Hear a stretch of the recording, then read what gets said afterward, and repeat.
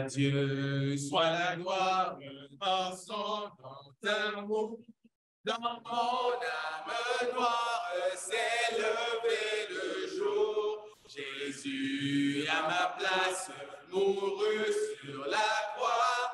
Il m'offre sa grâce et je la reçois. Gloire à Dieu, terre écoute sa voix. Gloire à Dieu, monde réjouis-toi. Oh, venez au Père, Jésus est vainqueur, que toute la terre chante en son honneur. De Jésus la joie remplit notre cœur, qu'importe qu'on voit tout notre bonheur. Selon sa promesse, Jésus changera, deuil en allégresse, lorsqu'il reviendra. Gloire à Dieu, terre écoute sa voix. Gloire à Dieu, monde réjouis-toi.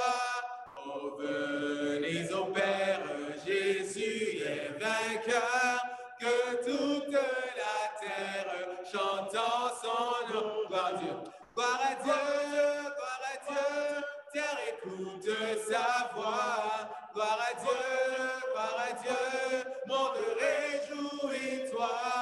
Oh, venez au Père, Jésus est vainqueur, que toute la terre chante en son honneur. Amen. Merci, mon frère. Vous allez bien ce matin? Content de cet après-midi. L'habitude d'avoir notre service le matin. Tous ceux et celles qui sont en ligne, je vous salue. On va avoir un temps extraordinaire en adoration à Dieu cet après-midi. Donc, on va continuer en chant. Aujourd'hui, on aura notre frère Jason qui va nous apporter le message cet après-midi, oui. Donc, on va continuer avec Joyeux, joyeux.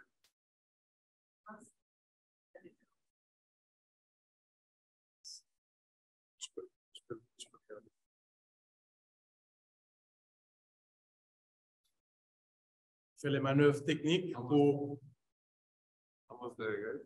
le PowerPoint. Parfait.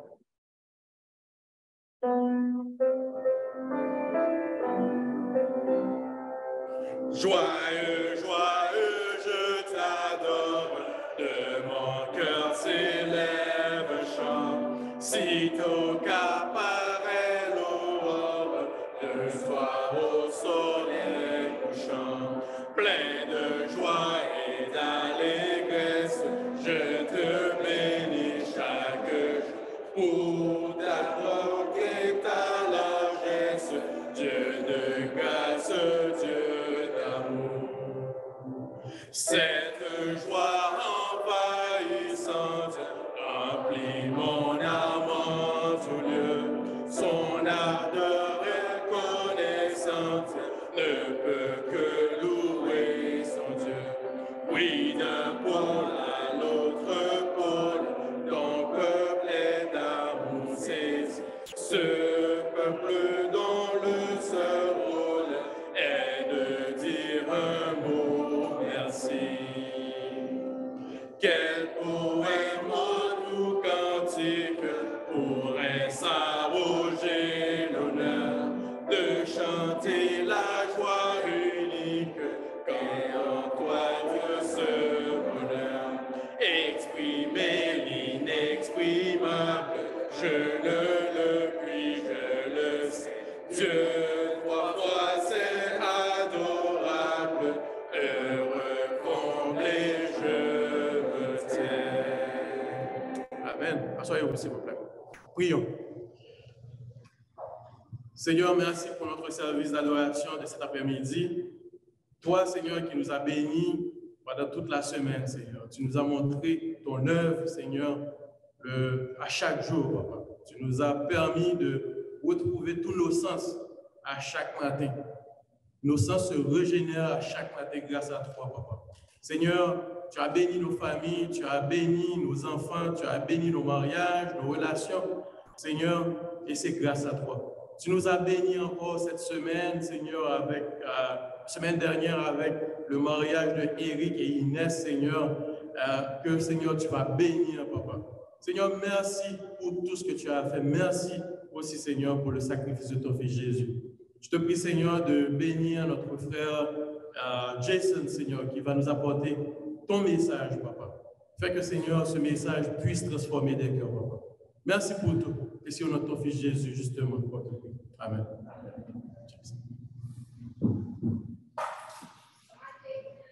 Right. Oh, wait. Okay. Okay, got this thing going. So, quick question. The passage that we've got up here, Isaiah chapter 9, verse 6, for to us a child is born, and his name shall be called Wonderful Counselor, Mighty God, Everlasting Father, Prince of Peace. How many of you have heard of this passage before? Okay. Now, how many of you understand it? Okay. You think you do? But you tell me, I mean, you help me understand better. Well, that's one of the things is we find passages like this that pretty much everyone knows. And one of the things that happens is we tend not to look deeper into those passages. It's kind of a familiarity breeds contempt kind of thing. So my goal today, I'm trying to do the hand. Well, I think we all read this, but I know that back then they weren't only talking about like what potentially happened, like they were, this did have something to do with their life at that current event, but also associated with syndrome. Yes, well, kind of, there's actually a little bit of conflict surrounding this passage between, like, for instance, what the Jews think versus what Christians think. I won't get too ahead of myself, but we're going to get there. So one thing I wanted to quote first was just basically something from Richard Feynman, who has basically a Nobel Prize in physics. And this is going to hopefully set the tone for the attitude that we want to have this morning. And he writes, poets say science takes away from the beauty of the stars, mere globs of gas atoms. But he says, I too can see the stars on a desert night and feel them. But do I see more, or do I see less or more? The vastness of the heavens stretches my imagination. Stuck on this carousal, my little eye can catch 1 million-year-old light, a vast pattern of which I am a part. What is the pattern or the meaning or the why? It does not do harm to the mystery to know a little about it, for far more marvelous is the truth than any artist of the past imagined. Why do the poets of the present not speak of it? What men are poets who can speak of Jupiter if he were a man? But if he is an immense spinning sphere of methane and ammonia, must be silent. So basically, what I want to do is kind of give us basically dig a bit further. Like a lot of people I know come to church, and you come to church why? For relationships and because it feels good.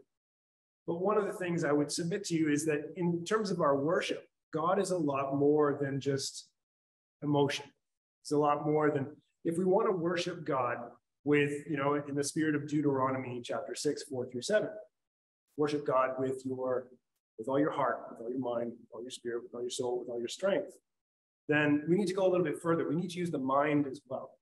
And that's hopefully what I'm going to be able to do today, is I'm going to bring us a little bit more on a journey of the mind through some of the history and the context of the passage. So when we look at it, we will not only be able to see the poetry that's there on the page, but we'll be able to see more. We'll be able to see the history, we'll be able to see the politics, we'll be able to see the prophecy, we'll be able to see the controversy, we'll be able to see more. Because worshiping God, I really think that wonder is the beginning of worship. And we can wonder in our mind, in our heart, our soul. So let's kind of get to our agenda for today. And one of the things that I'm going to go over here is I've got on the next slide, you'll see kind of the structure that I'm going to attempt to follow. So that will give you just an idea of how I'm going to arrange my thoughts. And then we've got the historical backdrop, because this happened about 2,700 years ago. So we want to understand the prophecy, how it happened, what was happening at the time. So we're going to do the textual references, some context around there. And then what we're going to do is called eisegesis of the text. And what this means is we're going to plumb into the text. That's an academic term for trying to find the meaning inside the text, as opposed to the opposite, which would be eisegesis, which means you import or you make the text say something you want. So we want to avoid making the text say what we want, and we want it to speak for itself.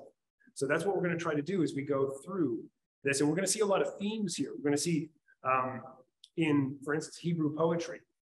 They structure their poetry a lot differently than we do. Like if we do a song or some kind of poetry, we always have the sound that has to match. You know, we rhyme it as we go through.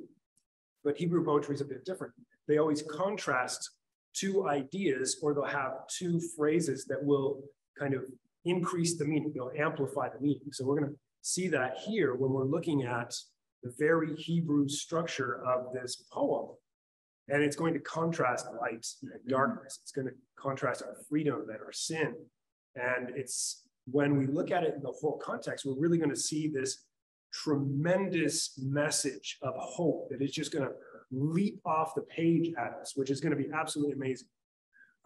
We're also going to see some of the apocalyptic language in here that gets used.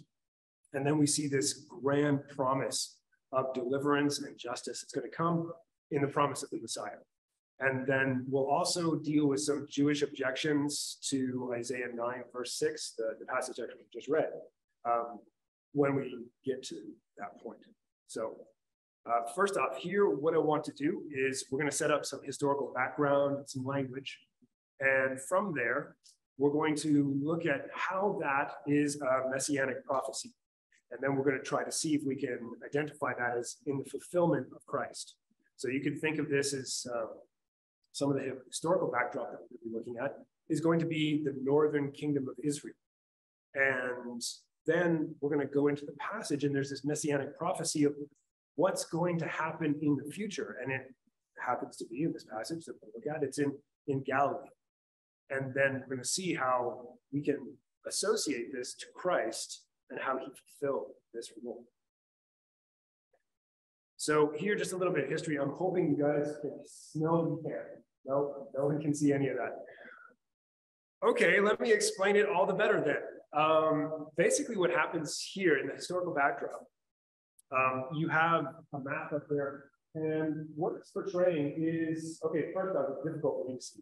What you've got is there's the history of the Jewish captivities. So you've got this map that basically portrays where the northern kingdom was conquered, where the people were basically they were exported. They were taken and scattered throughout the nations. And you can see that in the top, that's the purple. Well, that was their first captivity when Assyria came in and they conquered the two northern tribes of Naphtali and Zebulun. We're going to read the passage, and we're going to provide as much context as we can. Now, what ended up happening, the political arrangement at the time, was basically the northern kingdom was in absolute turmoil.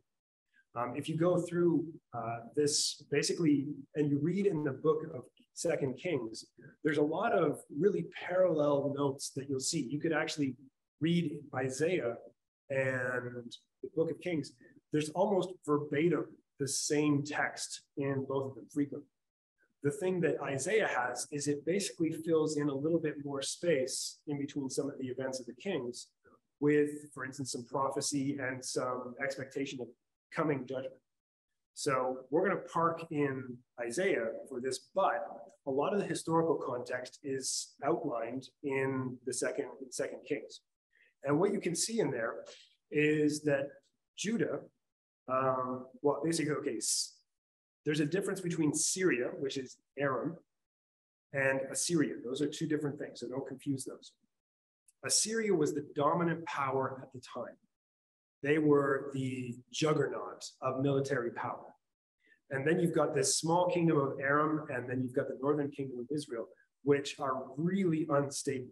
And they see the juggernaut coming to attack them. They've been harassed by this power, Assyria. And what they want to do is they want to join forces against Assyria. So what they do is they try to get the southern kingdom, Judah, to join them. But the southern kingdom says, no, no thanks, we don't want to. And instead of listening to the prophet Isaiah, King Ahaz actually sends a whole bunch of money to Assyria to try to bribe Assyria to help defend him. It doesn't really work very well.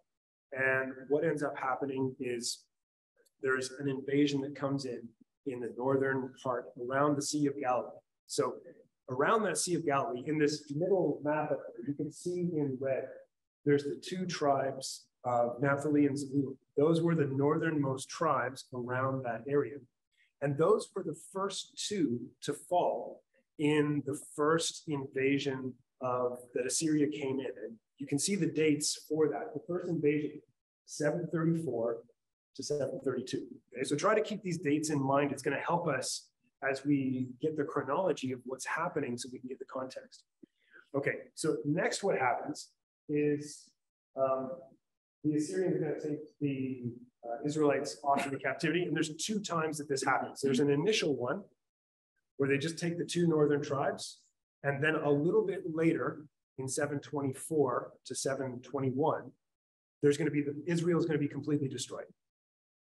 And the Assyrians are basically going to be taking the Israelites, they're going to move them, they're going to take Gentiles, they're going to move them into the northern kingdom of Israel. So what's going to happen is, this is where a lot of Jews in the south were like, we don't even know if they're Jewish, right? So because of all this import, export of people. And later, the Babylonians are going to take Judah and conquer it completely. We're not going to really go there, but that's kind of the final fall of both kingdoms.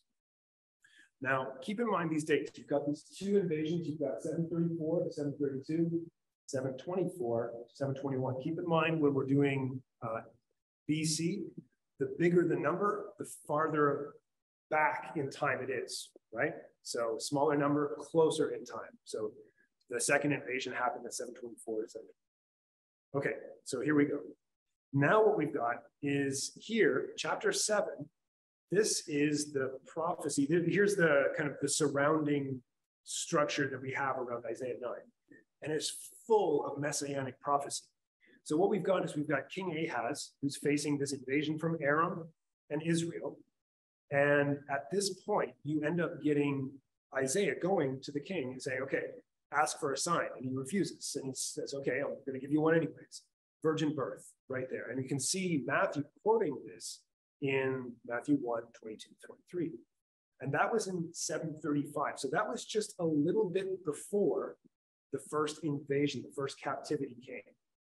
And then chapter 8 is a year later. And what's going to happen is Isaiah is proclaiming the Lord's judgment. The northern kingdom is corrupt. They're going through kings. Like sometimes a king will only stay on the throne for even a couple weeks before they're assassinated. They're super unstable. The writing is on the wall that they're going to be invaded. Everybody knows it. So there's a lot of fear. It's absolutely palatable. And then what's happening here is God is also in this chapter 8 is going to describe himself as the stone that causes men to stumble. And this also gets quoted in the New Testament. Next, actually one thing, this is right at the beginning of the invasion. Now remember, this invasion is going to end by 732, 731. So Isaiah is doing this right at the beginning of this invasion or immediately before it. And whichever case, it doesn't matter because he was right in his prophecy. The northern kingdom was going to be completely conquered. So what happens now is in 730, where we're going to pick up in our timeline, this is after this first captivity, we get another messianic prophecy. And this is, our Isaiah 9, chapter 6, the wonderful counselor, mighty God, which is quoted once again in the New Testament. Then we move on to chapter 10, which is God's judgment on Assyria because they were pretty evil, and Israel. And then chapter 11, we get the messianic prophecy of the branch from Jesse, which is David's father, coming up and who will have basically a government.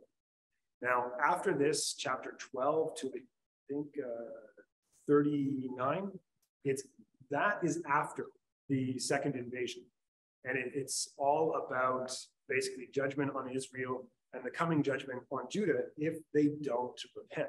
And then after that, we get later in Isaiah, you get more messianic prophecy. Okay, so we've kind of got the backdrop set up. So now what we want to do is we want to actually read the passage. So here we've got, I'll just read it here. Now, one of the things actually to note in the French, it's actually going to start in chapter 8. The last verse in chapter 8 will be in French. That's what we'll be doing here. And here in English, it starts one later.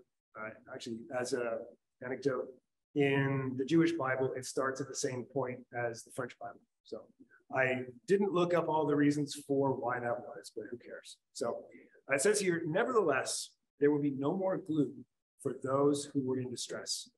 In the past, he humbled the land of Zebulun and the land of Naphtali, but in the future, he will honor Galilee of the nations by the way of the sea beyond the Jordan. The people walking in darkness have seen a great light, and on those living in the land of deep darkness, a light has dawned. You've enlarged the nation and increased their joy. They rejoice before you as people rejoice at the harvest, as warriors rejoice when dividing the plunder. For as in the day of Midian's defeat, you have shattered the yoke that burdens them, bar across their shoulders the rod of their oppressor. Every warrior's boot used in battle and every garment rolled in blood will be destined for burning, will be fuel for the fire. For to us a child is born, a son is given. The government will be on his shoulders. He will be called Wonderful Counselor, Mighty God, Everlasting Father, Prince of Peace. Of the greatness of his government and peace there will be no end. He will reign on David's throne and over his kingdom, establishing and upholding it with justice and righteousness from that time on forever and ever, and the seal of the Lord Almighty will accomplish this. Okay, so we've read the whole passage. We're going to kind of zero in now. So here we've got the first word, nevertheless. So this is a condition. It's basically in view of all the things that have just happened, in view of the fact that the northern kingdom has just been invaded, then here's what's going to follow. And it says there will be no gloom for those who are in distress. Now, just imagine for a moment the amount of, like, for instance, right now we have a conflict in the Ukraine. Imagine how the Ukraine must have been feeling in the initial days of the war before they managed to turn it around. They would have had this Russian juggernaut coming through, conquering their land. There would have been an extreme sense of doom, hopelessness, and distress over having been conquered. Like the same thing that happened in the captivity there where they exported a whole bunch of people. Russia has done the same thing with some of the numbers are as high as taking 100,000 children and bringing them off into Russia. Things are pretty hard in Ukraine. This is the same kind of experience that they would have been going through. And specifically, this type of gloom, it's not just any gloom. This is a kind of the original language conveys this like profound, depressive darkness as well, like an absence of light. And then we have, it says, in the past, he humbled the land of Zebulun, the land of Naphtali. So once again, just to put it in context, we know these places are these top two northern tribes that were conquered first. And that word humbled, one of the ways that the original language kind of expresses itself is it has the sense that how did God humble them? He basically just removed his protection and gave Israel over to what they were doing anyways. They rejected him as God. They had rampant idolatry. They had forgotten God completely. So we just step back and let them suffer the consequence of their decisions. And then it says here in the future, so it's going to contrast this. It's going to just start to get us into that spark of hope, because it's basically saying right now, things are bad. We get it. But in the future, something amazing is going to happen. And that something that is absolutely amazing is going to happen in the same region that was just conquered. It's going to happen in Galilee, which is right in the middle of Naphtali and Zebulun. It's right in that area that was conquered. So this would have been absolutely, once again, unimaginable. This area that was completely conquered. Just everyone exported. Something, God is going to do something amazing right there. Right where it's the absolute worst you could imagine, that's where God's going to do something amazing. And it's going to come around the Sea of Galilee. And it's going to bless not only Israel, but it's going to bless all of the nations. Then you end up seeing in verse 2, it says, the people walking in darkness have seen a great light. For those living in the land of the deep darkness, a light has dawned.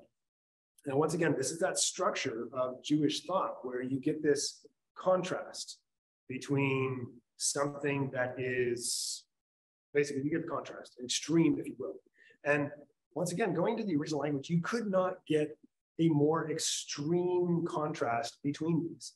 You can think of the people walking in darkness. They are walking in without God. And you can actually read in the, if we were to kind of update this a bit, you would think of these people as kind of like walking corpses. This would be the equivalent of what it's trying to communicate. And then they've seen this great light. This is not just any light. This is an unimaginable, unapproachable light that is so intense. And it's drawing this fantastic contrast between the state of the people in Israel and the things that they are going to see and experience and the things that God's going to do. It's this gloom is going to go away. It's going to be replaced by this fantastic hope that they're going to see, basically the illumination of God's Spirit. Next, we're going over here to verse 3 to 4 and 5. We're going to break this up. We're going to deal with verse 3 and 4, and then we'll come back to verse 5. So here it says, you have enlarged the nation and increased their joy. They rejoice before you as people rejoice at the harvest, as warriors rejoice when dividing the plunder, the rod of their oppressor. For as in the day of Midian's defeat, you've shattered the yoke that burdens them, and the bar that goes across their shoulder. So you've enlarged the nation. So I just imagine for a moment, here it says, you've increased their joy. They rejoice before you as people at the harvest. When we have harvest time, like pretty much every single culture in the world has harvest festivals, right? You know, we go out picking apples, you go out this, that, whatever. It would have been the same back then. And one of the fantastic things about harvest time, particularly at this point, was very few people would have went hungry at harvest time. Throughout history, the idea of having like a secure food supply was not very common. A lot of people would, you'd have a bad year and people would invariably starve to death. So this is definitely, it's thinking about the joy that at harvest time, when everybody is celebrating, everybody has their belly full, everyone's needs are met, everyone's happy. And then it says here, as warriors rejoice when dividing the plunder, the rod of their oppressor. That term, rod of their oppressor, actually has the idea of like a taskmaster. So you can kind of think back to a reference to Moses and his buddies in Exodus when they were escaping from Egypt, right? What they're going to be escaping here is going to be their sin. They're going to be escaping the burden of sin. And here, once again, just another reference to the Old Testament in the type, and this is actually speaking to the type of victory that God's going to bring and the extent that it's going to apply to God, how it's going to depend on him. For as in the day of Midian's defeat, shattered the yoke of their burdens. This, for instance, remember the Gideon and his buddies in Judges chapter 13? Actually, sorry, it's not Judges chapter 13, chapter 6. And how with just 300 men, they defeated an army that was 100,000. This victory in no way did it depend on Gideon and his guys. It completely depended on God.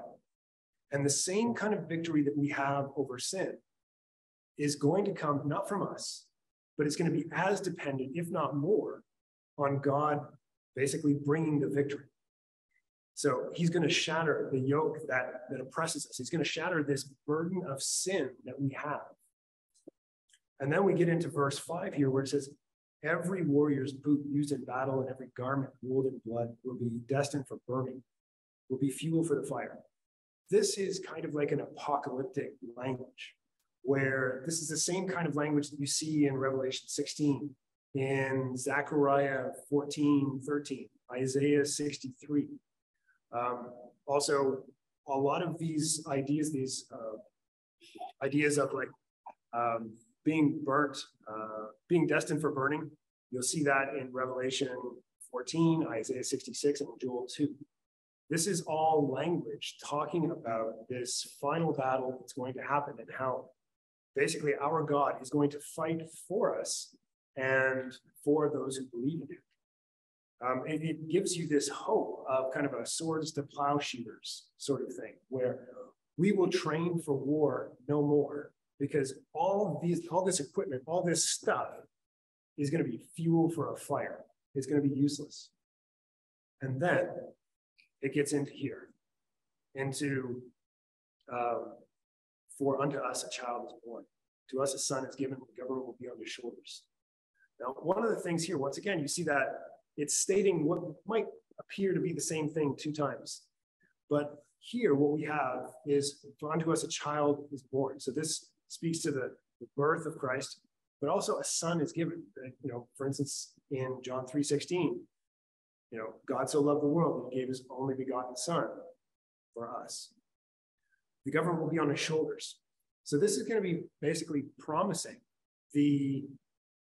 someone is going to come, someone is going to lead them, someone with integrity, someone that is not going to be as corrupt as what was happening in the northern kingdom. Now, King Ahaz, who was in the south, his son Hezekiah was born in 741 BC. So he would have been about 11 years old at the time that this was written. And basically what ends up happening is the Jews today, they interpret this whole passage as applying to King Hezekiah. And I looked into this a lot, and I've seen, make a long story short, there's some of the language in terms of for us, the child is born, it's not in the future tense as some older version, like for instance, the King James Version. It puts this in the future tense when the verb is actually in the present tense. So people might have thought at the time that this was referring to King Hezekiah, who was going to be coming up. One of the problems with that is that King Hezekiah never freed the northern regions of Israel. Never did it. He never even went up there. It also can't refer to Hezekiah because he wasn't from Galilee. He never did anything in Galilee. It's a little bit ambiguous if this passage kind of echoes back to chapter 7, where it says basically the promise of a virgin birth. Now, it's a bit ambiguous whether it's actually the same child in Isaiah 7. However, both passages refer to basically Jesus's character. Not only that, some Jewish commentators have said that there's no way that Christians would have pointed to these passages here as evidence for Christ being the Messiah in the first century. But that's completely false. One of the things that we did just when we were going through some of the history and the context is we're showing how heavily Matthew and Luke were quoting from this section, saying that, unto us a son is born, and like quoting these sections of virgin birth. This whole section was quoted in the first century and understood to apply to Jesus as the Messiah. Also in reference to, here's the reference, the word Ulad that's the grammar part. It's supposed to be in the past tense. Looking at some other commentators, they basically went through how they were discrediting this can apply to Christ by virtue of the fact some of the prophecies, as I was saying earlier, they have this current tense, but they also have a future tense application as well.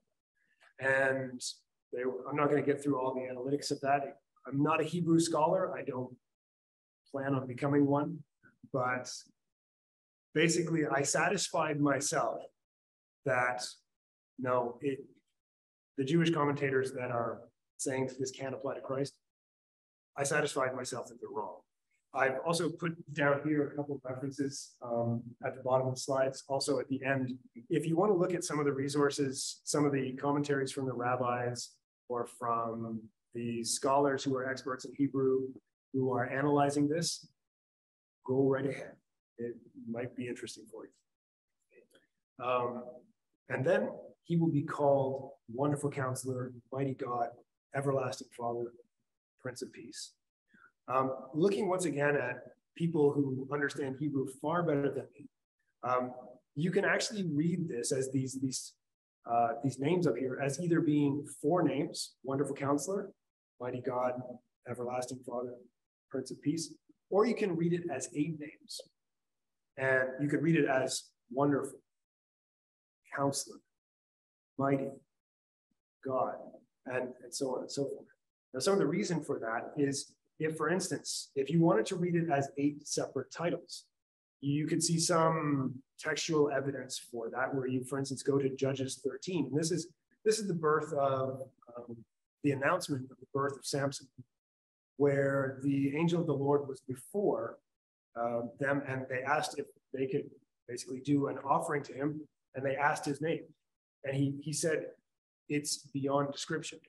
If you look in your notes, if you go to the Hebrew, the name actually in Hebrew just means wonderful. And it's one of those names applied to God in that particular circumstance. But whether it's 8 names or 4 names, it doesn't matter. They're all describing God. There is, at no time has a man ever been described as mighty God. Right? It just doesn't happen. So when one of the things, and just think about the description of what this means, wonderful counselor, what that is. God is a counselor that can make the simple wise. I cannot count the number of times I have just put his word into practice, and I am so thankful that I have made the decision to follow God's advice and not my own thinking. God is a wonderful counselor, and his word will not return to him empty. So put it into practice. Mighty God, that word mighty actually means, perhaps a better translation could be warrior. You can see this, it's actually applied in 1 Samuel 16:18. It's the Hebrew word, I'm going to butcher this name, gibor. And it's different than just strong or having strength. It's a different word. It means warrior. So we basically have a God that will fight for us. He will fight the battles for us that we cannot ourselves fight. And we see that when Christ went to the cross. We see that when he took up the burdens that we could not bear, and he defeated the enemy. And also, everlasting Father. You could kind of do that a little bit differently in English, as opposed to, because we think of basically, God the Father, Jesus, and then the Holy Spirit. This could actually be the Father of eternity. And it speaks to the creative aspect of Christ. He was there at the creation. If you read in the beginning in John chapter 1, in the beginning was the Word, right? And same thing in Genesis. It's this echo that Jesus was there in the beginning as this creative force. And then we have the Prince of Peace. And this is actually, in Hebrew, it's the Prince of Shalom. And shalom is this really interesting Hebrew word. It was a greeting. And what it meant is, it meant peace, but not just a simple peace. It meant a profound peace in your body, in your mind, in your soul, peace with God, peace with man, this universal, all-encompassing peace. And this is the God that we have. Now, not only that, but once again, let's just take this back and contrast this promise of this governor, this leader that will come with what Israel was experiencing at the time. They were under a horribly corrupt government that was going through kings like sometimes within weeks. They had infighting all the time. They were weak. They were being invaded. They had their citizens being taken away. And here you've got a promise of not only a stable government, but a government that itself would be led by God. Like, how many times have you ever been frustrated by corruption in the government? Right? I think everyone has. You've seen the waste. Imagine a government that was perfect, that didn't have corruption, that just had peace, where all weapons were gone. We didn't need them anymore. We have a wonderful counselor, a mighty God, everlasting Father. This is an immense message of hope. It's a promise like no other in the Bible. So I just wanted to wrap up. And so the promise that we have here is that this is an extreme message of hope, that in a dark time in Israel's history, that they were going to have a Messiah. There's tremendous focus on hope. And the first century Christians, to refute the rabbis that said that Christians would have never thought to apply this to the Messiah. No. Isaiah 7 through 11 is full of messianic prophecy, and it's quoted extensively in the first sections of the New Testament. Also, the best is yet to come because he's coming back. So, go.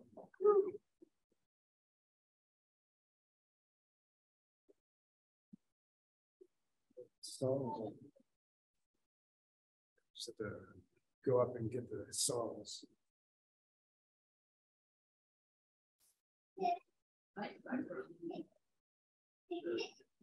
Okay. So I'm going to pray for communion.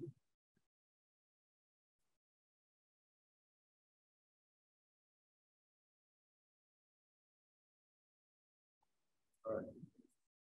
So if we can just bow our heads and think for a moment and reflect on the promise that we had for God fighting the battles that we could not fight on our own. He carried a cross. One day he's going to carry the entire government on his shoulders. So if we can just think about the forgiveness that we have for sins, the battles he fought that we could not, and the peace that we have with God because of his coming. As we take the communion, so I'm just going to pray. Father in heaven, I just want to thank you so much for just the promise of hope that you give us, the encouragement that we have that we can come before you and we can have our sins forgiven. I just thank you for this chance to do this here with the body of believers. Amen.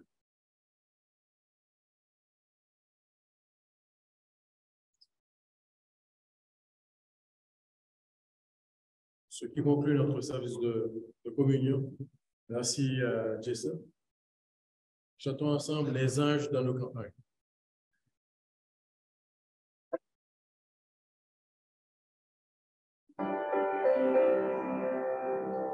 Les anges dans nos campagnes entendent l'hymne des cieux et l'écho de nos montagnes redit ce chant mélodieux.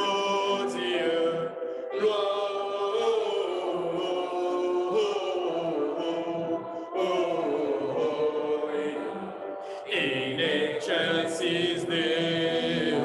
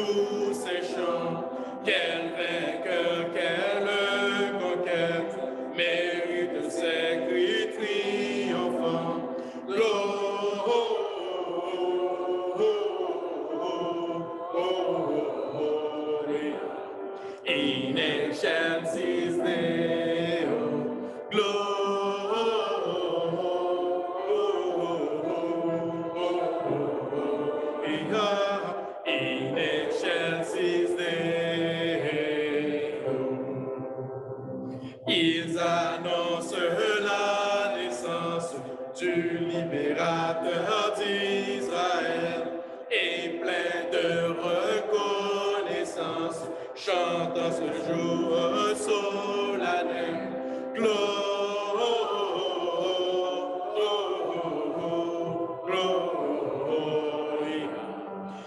excelsis Deo, gloria,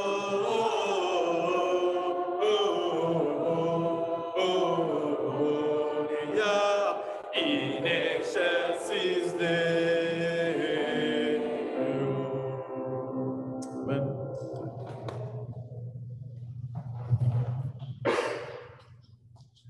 All right, I'll do it in English just to keep translation simpler. Thank you, Jason, for your message. Really appreciate it. The whole idea of Prince of Peace, of mighty, great counselor, mighty God, and the hope that it brings, and how much it applies to us and applies to the hope that we can have.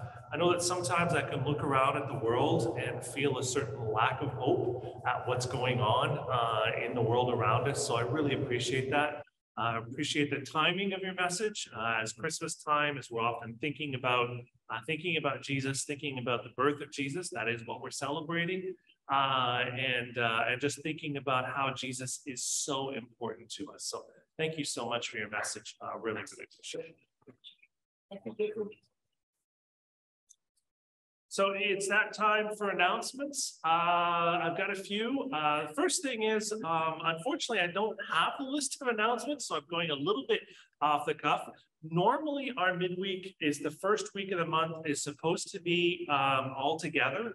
I would ask you to please pay attention to the email tomorrow morning by Manuel, because he will have the details in there.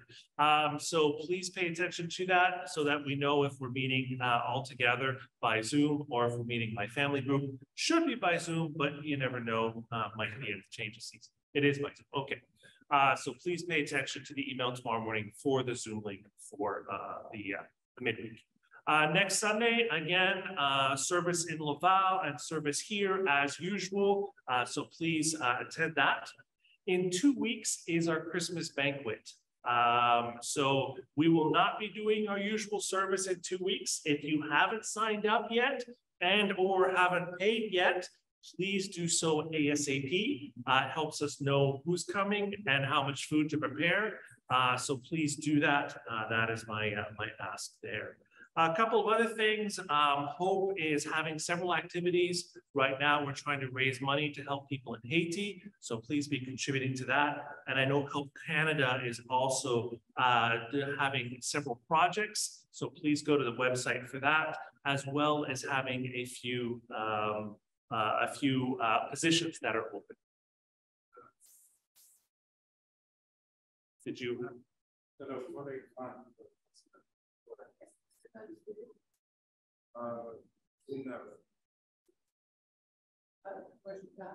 Tu veux faire une annonce? OK.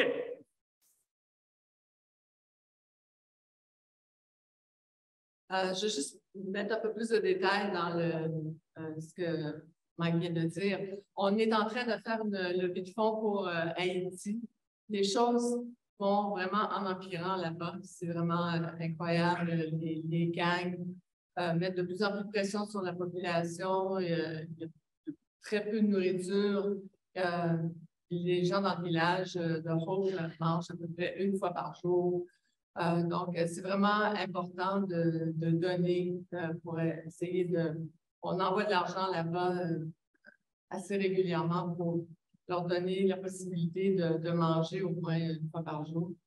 Et c'est ça. Donc, on est déjà rendu à 10 000 $ à ramasser en 2 semaines. Donc, la campagne se poursuit jusqu'à la fin du mois.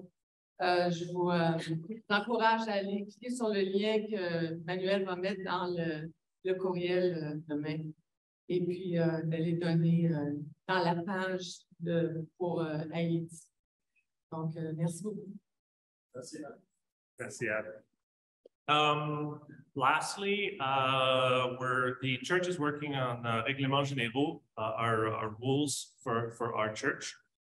So we're doing some updates to that. If you were at the General Assembly this year in April, you probably remember some of the conversations that occurred around that. And also recently, we had a brief conversation around that on the midweek. That link is going to be in the email. It was in the email last week. It'll be again in the email this week. Please read those over and provide any comments you may have, should that be something that comes to your mind as something you want to talk about. So that is going to be the end of the announcements. I'm going to ask our singers to come back up and do our closing song. Thank you very much. Wish you a wonderful Sunday. Merci Mike. Mettez-vous debout, on va terminer avec un dernier chant cet après-midi.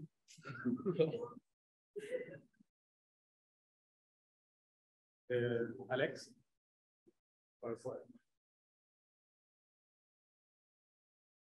Comme disait Jason Tato dans son message, Dieu, il y a plusieurs noms, merveilleux conseiller, Dieu fort, Père à jamais, Prince de paix. Donc, on va chanter ensemble, Seigneur éternel, que ton nom est magnifique. Amen. Seigneur éternel, que ton nom est magnifique sur toute la terre. Seigneur éternel, que ton nom est magnifique sur toute la terre. Ô éternel, je loue ton nom. Ô éternel, je célèbre ton nom. Prince de paix, Dieu puissant, éternel Dieu de gloire. Éternel, que ton nom est magnifique sur toute la terre. Seigneur éternel, que ton nom est magnifique sur toute la terre. Ô éternel, je loue ton nom. Ô éternel, je célèbre ton nom. Prince de paix, Dieu puissant, éternel Dieu de gloire. Bon dimanche et bonne semaine. Est-ce que